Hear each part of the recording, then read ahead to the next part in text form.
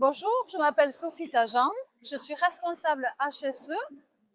Ça fait un peu plus de 20 ans que je travaille dans l'industrie.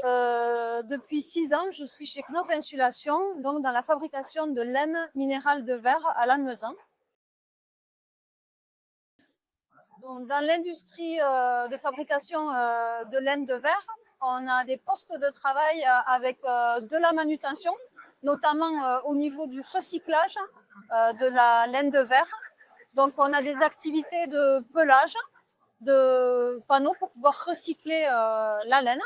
Et donc là, on avait des problèmes de TMS au niveau des épaules et des personnes qui se plaignaient de maux de dos aussi.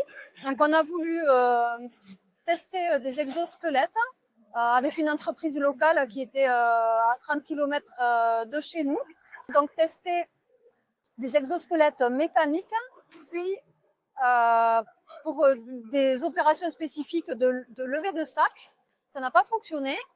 Ensuite, on a testé un autre exosquelette mécanique pour des portées de sac du sol vers des tables. C'était assez prometteur. On a tous aimé cet exosquelette-là, mais pour des postes un peu plus difficiles, où on a plusieurs opérations de ramassage au sol et de maintien du tapis au niveau du torse et notamment de rotation du torse, l'entreprise HMT nous a proposé un exosquelette motorisé qui a fait l'unanimité par les multiples postures qu'on pouvait prendre avec en étant soulagé, d'une part, et d'autre part par son faible encombrement par rapport à l'autre exosquelette, parce que cet exosquelette nous permettait aussi de monter sur des chariots ou des chargeuses qu'on utilise à ce poste-là. Donc, on a voulu tester les exosquelettes. On partait un peu à l'aventure. On ne savait pas si ça allait être pertinent, non pertinent. Donc, la société HMT est venue avec plusieurs exosquelettes. On a convoqué tous les postes possibles et les opérateurs liés au poste dans une petite salle de réunion dans l'atelier. Et on a commencé à parler, c'est le référent HMT qui a animé la conversation. Il a expliqué pourquoi.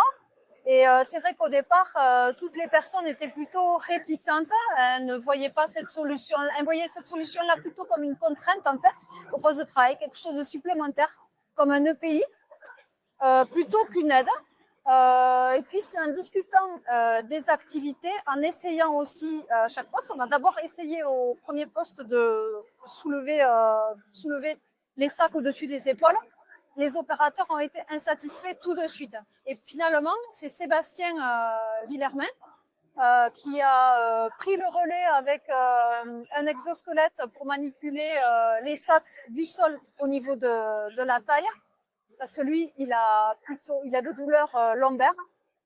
Donc, il a voulu tester, alors qu'il était très réticent au départ. Et il a été tout de suite convaincu. Il a été même soulagé.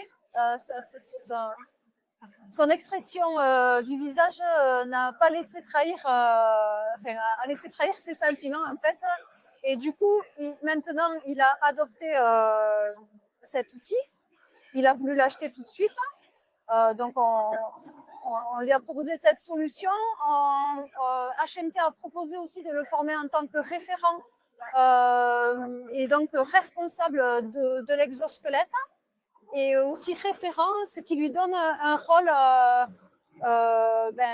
de formation par rapport aux autres employés, et aussi dès qu'il y a un souci, c'est lui qui va chercher l'information et qui est responsable de l'outil.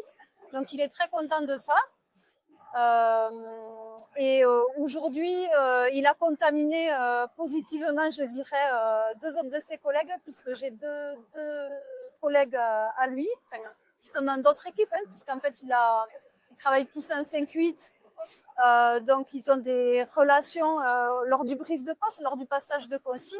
Et c'est comme ça, en fait, qu'il a parlé des bénéfices pour lui de l'exosquelette. Et du coup, j'ai 2 autres collègues à lui qui veulent l'essayer maintenant. Voilà. Donc, c'est pour un déploiement futur. On voudrait acheter en fait un autre exosquelette pour pouvoir le déployer sur plusieurs personnes à ce poste-là.